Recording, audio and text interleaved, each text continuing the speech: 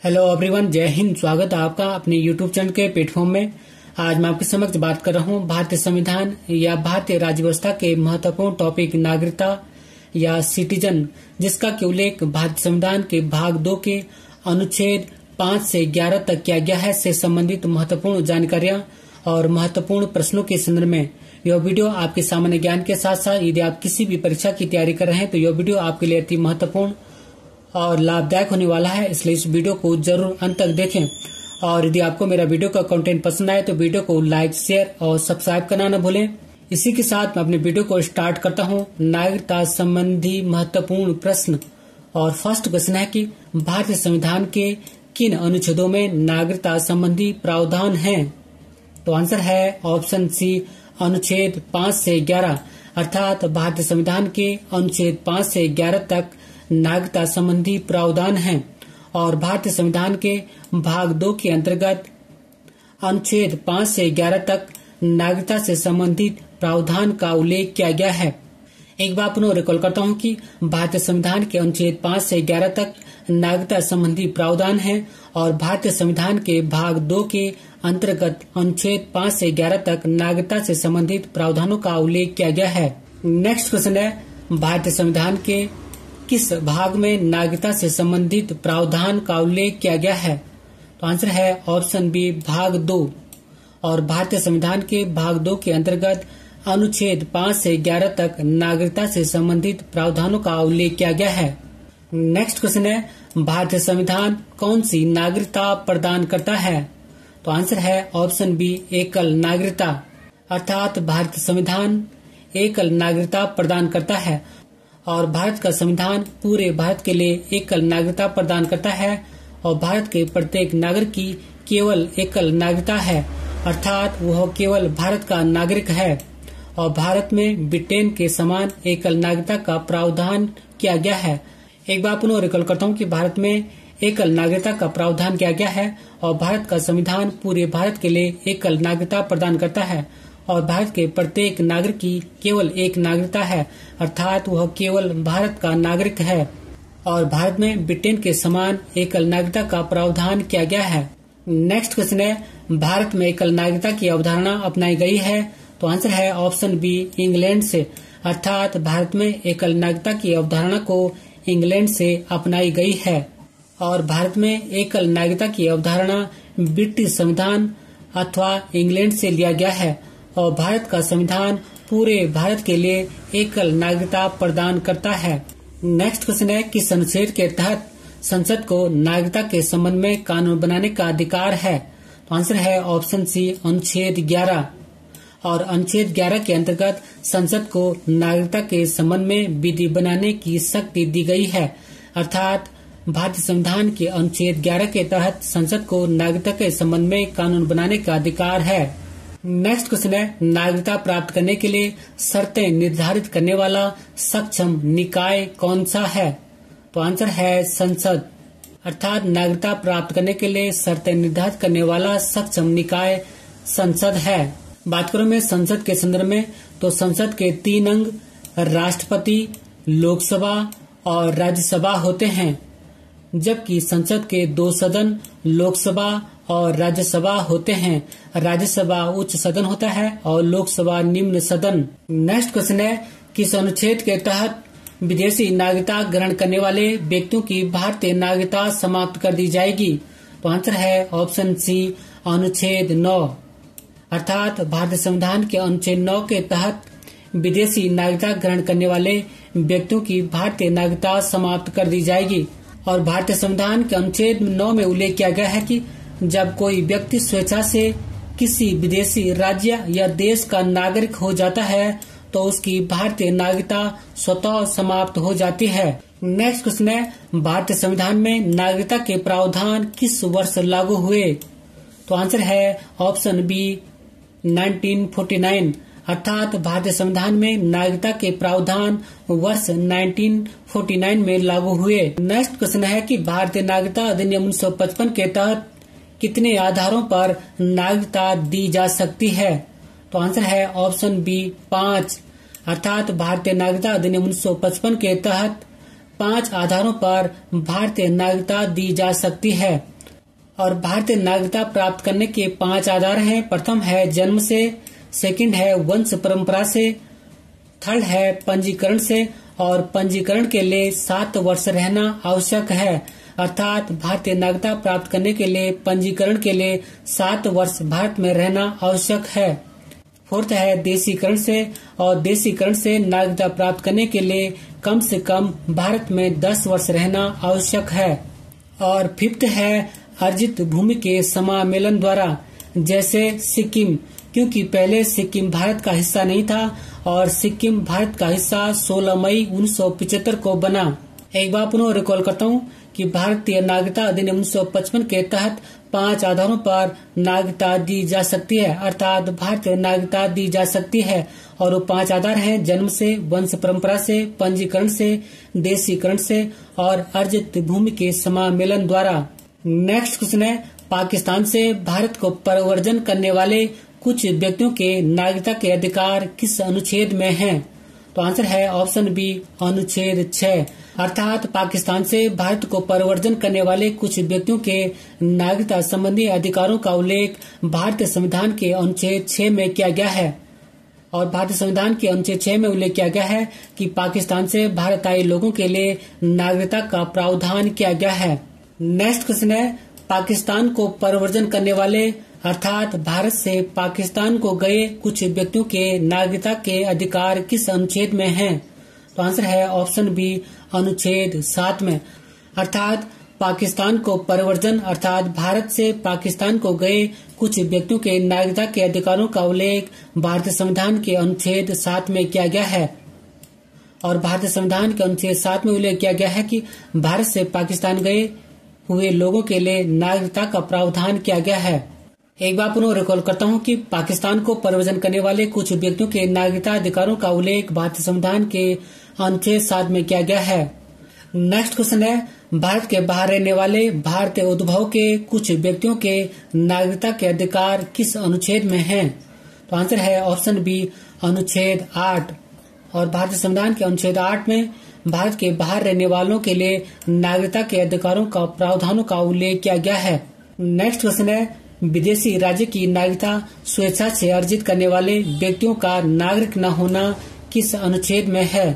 तो आंसर है option B, अनुच्छेद 9। अर्थात विदेशी राज्य की नागरिकता स्वेच्छा से अर्जित करने वाले व्यक्तियों का नागरिक न होना अनुच्छेद 9 में उल्लेख किया गया है। और भारतीय संविधान का अनुच्छेद 9 में विदेशी राज्य या देश की स्वेच्छा से अर्जित करने वाले व्यक्तियों का भारत का नागरिक न होना का उल्लेख किया गया है। नेक्स्ट क्वेश्चन है कि किस अनुच्छेद में लिखा है कि हर वह व्यक्ति जो नागरिकता विधि के उपबंधों के अधीन नागरिक है वह संसद द्वारा बनाई विधियों के अंतर्गत भारत का नागरिक बना रहेगा? तो आंसर है ऑप्शन सी, अनुच्छेद 10।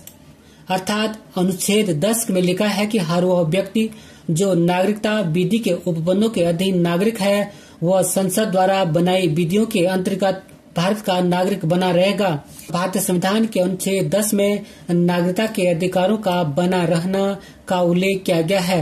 नेक्स्ट क्वेश्चन है कि पाकिस्तान से आकर भारत में नागरिकता प्राप्त करने संबंधित प्रावधान का उल्लेख निम्नलिखित में से किस अनुच्छेद में वर्णित है? तो आंसर है ऑप्शन बी, अनुच्छेद 6। अर्थात पाकिस्तान से आकर भारत में नागरिकता प्राप्त करने संबंधित प्रावधान का उल्लेख अनुच्छेद 6 में वर्णित है। और भारतीय संविधान के अनुच्छेद 6 में पाकिस्तान से भारत आए लोगों के लिए नागरिकता का प्रावधान किया गया है। नेक्स्ट क्वेश्चन है कि संविधान द्वारा प्रदत्त नागरिकता के संबंध में संसद ने एक व्यापक नागरिकता अधिनियम कब लागू किया था? तो आंसर है ऑप्शन सी, 1955। और मोस्ट इम्पोर्टेंट क्वेश्चन है अर्थात संविधान द्वारा प्रदत्त नागरिकता के संबंध में संसद ने एक व्यापक नागरिकता अधिनियम वर्ष 1955 में लागू किया था। नेक्स्ट क्वेश्चन है कि नागरिकता संबंधी कानून बना सकता है? तो आंसर है संसद। अर्थात नागरिकता संबंधित कानून संसद बना सकता है और नागरिकता संबंधी कानून संसद के तहत गृह मंत्रालय के द्वारा बनाया जाता है। और भारतीय संविधान के अनुच्छेद 11 में उल्लेख किया गया है कि नागरिकता संबंधी कानून संसद के तहत गृह मंत्रालय के द्वारा बनाया जाता है। एक बार पुनः रिकॉल करता हूँ कि नागरिकता संबंधी कानून संसद बना सकती है और नागरिकता संबंधी कानून संसद के तहत गृह मंत्रालय के द्वारा बनाया जाता है।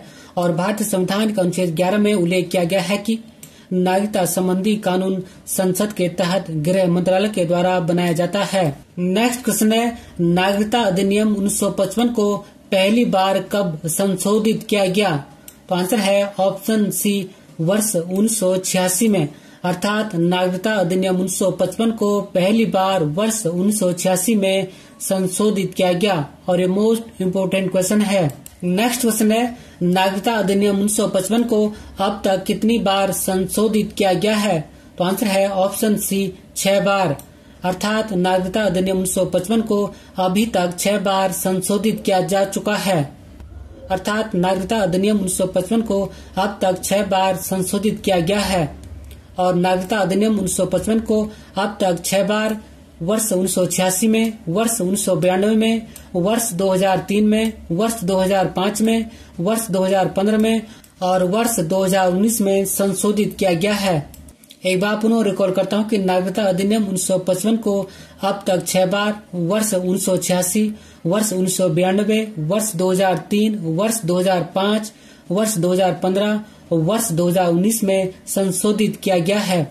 नेक्स्ट और मोस्ट इम्पोर्टेंट क्वेश्चन है कि नागरिकता अधिनियम 1955 के अंतर्गत पंजीकरण द्वारा भारतीय नागरिकता प्राप्त करने के लिए भारतीय मूल के व्यक्ति को भारत में कितने वर्ष बिताने होंगे? तो आंसर है ऑप्शन सी, 7 वर्ष। अर्थात नागरिकता अधिनियम 1955 के अंतर्गत पंजीकरण द्वारा भारतीय नागरिकता प्राप्त करने के लिए भारतीय मूल के व्यक्ति को भारत में 7 वर्ष बिताने होंगे। और नागरिकता अधिनियम 1955 की धारा 5 फर्स्ट क के तहत पंजीकरण द्वारा भारतीय नागरिकता प्राप्त करने के लिए भारतीय मूल के व्यक्ति को भारत में 7 वर्ष व्यतीत करने होंगे। अर्थात 7 वर्ष रहना होगा।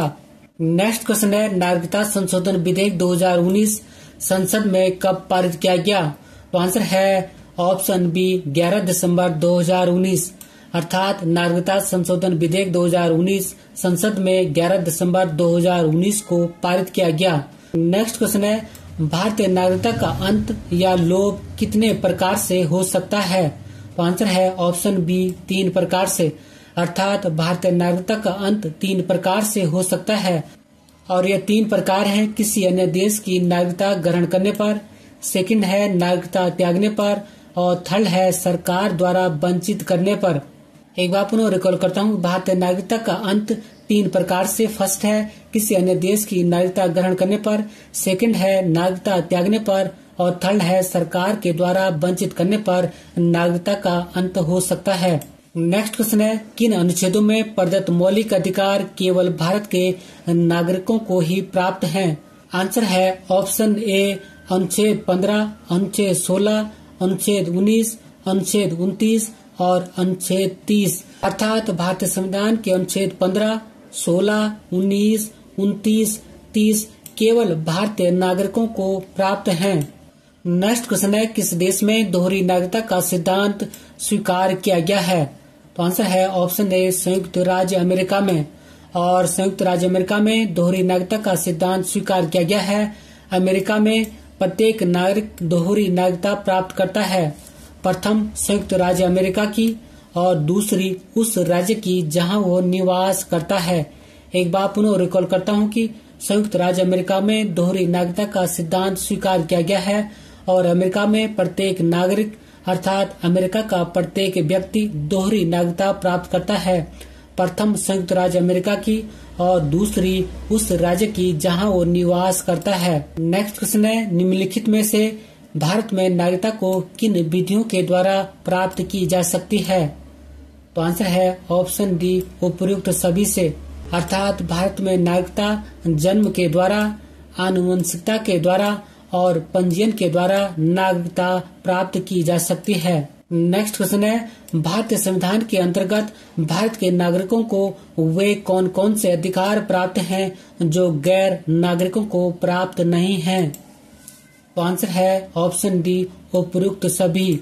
अर्थात भारतीय संविधान के अंतर्गत भारतीय नागरिकों को संसद और विधानमंडल के सदस्य बनने का अधिकार प्राप्त है, कुछ सार्वजनिक पदों की पात्रता प्राप्त है और भारतीय संविधान के अनुच्छेद 15, 16 और 19 द्वारा प्रदत्त मौलिक अधिकार प्राप्त हैं। अर्थात भारतीय संविधान के द्वारा भारतीय नागरिकों को संसद और विधानमंडल का सदस्य बनने का अधिकार प्राप्त है, कुछ सार्वजनिक पदों की पात्रता प्राप्त है और भारतीय संविधान के अनुच्छेद 15, 16 और 19 द्वारा प्रदत्त मौलिक अधिकार या फंडामेंटल अधिकार प्राप्त हैं। नेक्स्ट क्वेश्चन है, निम्नलिखित में किस स्थिति में किसी व्यक्ति की भारतीय नागरिकता समाप्त हो सकती है? तो आंसर है ऑप्शन डी, उपयुक्त सभी। अर्थात किसी व्यक्ति की भारतीय नागरिकता वंचित किए जाने पर, त्यागने पर और पर्यावसन पर समाप्त हो सकती है। नेक्स्ट और महत्वपूर्ण प्रश्न है कि निम्नलिखित में किस देश में दोहरी नागरिकता का सिद्धांत है? तो आंसर है ऑप्शन डी, अमेरिका। और अमेरिका में प्रत्येक नागरिक दोहरी नागरिकता प्राप्त करता है, प्रथम संयुक्त राज्य अमेरिका की और दूसरी उस राज्य की जहां वो निवास करता है, जबकि इसके विपरीत भारत के प्रत्येक नागरिक की केवल एकल नागरिकता है, अर्थात वह केवल भारत का नागरिक है। एक बार पुनः रिकॉल करता हूँ, अमेरिका में अर्थात संयुक्त राज्य अमेरिका में प्रत्येक नागरिक दोहरी नागरिकता प्राप्त करता है, प्रथम संयुक्त राज्य अमेरिका की और दूसरी उस राज्य की जहां वो निवास करता है, और इसके विपरीत भारत के प्रत्येक नागरिक की केवल एकल नागरिकता है, अर्थात वह केवल भारत का नागरिक है। अब मैं आपके समक्ष भारतीय संविधान में नागरिकता संबंधी अनुच्छेदों के संदर्भ में बात कर रहा हूं और भारतीय संविधान में नागरिकता संबंधी प्रावधान भारतीय संविधान के भाग 2 के अंतर्गत अनुच्छेद 5 से 11 तक किया गया है और भारतीय संविधान के अनुच्छेद 5 में संविधान के प्रारंभ में नागरिकता का उल्लेख किया गया है।